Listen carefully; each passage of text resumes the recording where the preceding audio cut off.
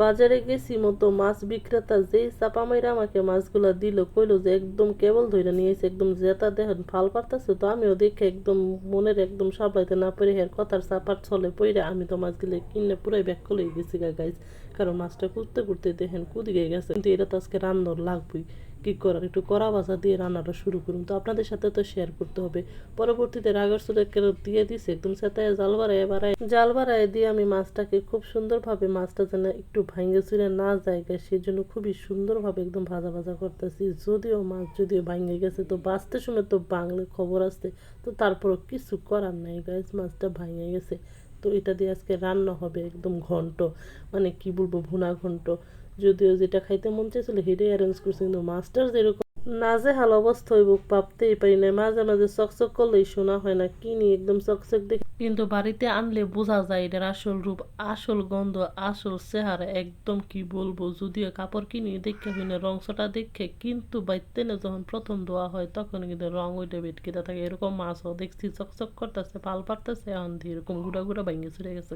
তখন দিয়ে মাছ নিয়ে সমালোচনা চলতেছে, কিন্তু রান্না তো আগাইতে হবে গাইস। প্রথমত পেঁয়াজ কেটে নিয়েছি, তারপর নিয়ে দিয়েছি দেখেন কান্দের সুন্দর সুন্দর টমেটো, মানে একদম কি বলবো চেরি টমেটো নিয়েছি। এটা একদম পানিতে ভিজিয়ে রেখেছি গাইস, ধুয়ে নিচ্ছি, কুটে নিব। আর এই দিকে পর্যাপ্ত পেঁয়াজ কুচি দিয়ে সুন্দরভাবে কতরি কাঁচামরিচ, হলুদ মরিচ, গুঁড়ো মরিচ দিয়ে, ধনিয়া গুঁড়া দিয়ে সুন্দরভাবে এটাকে ভাজা ভাজা করে সুন্দরভাবে মশলাটা বানাইতেছি। আজকে বানাবো আমি দেখেন এই মাঙাচুরা মাছ দিয়ে মজার একটা ভুনা ঘন্ট।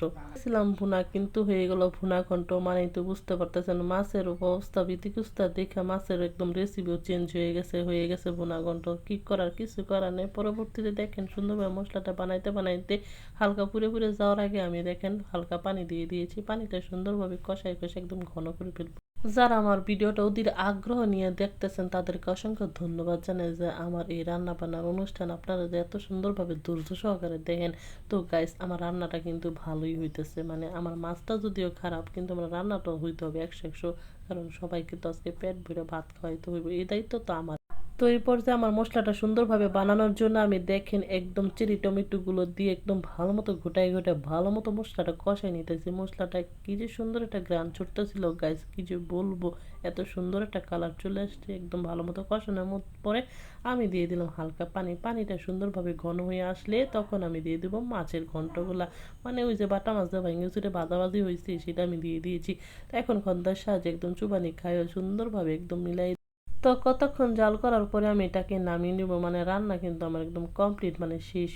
রান্না শেষ মানে খাওয়া দাওয়ার পালা। খাওয়া দাওয়ার পালা মানে টেস্ট করতে হবে, অবশ্যই টেস্ট করতে হবে, চেখে দেখতে হবে, পরিবেশন করতে হবে। তো আপনাদের সবাইকে অসংখ্য ধন্যবাদ যারা পুরো ভিডিওটার সঙ্গে ছিলেন, আর যাদের ভিডিওটা ভালো লেগেছে অবশ্যই প্রচুর লাইক, কমেন্ট এবং শেয়ার করতে ভুলবেন না।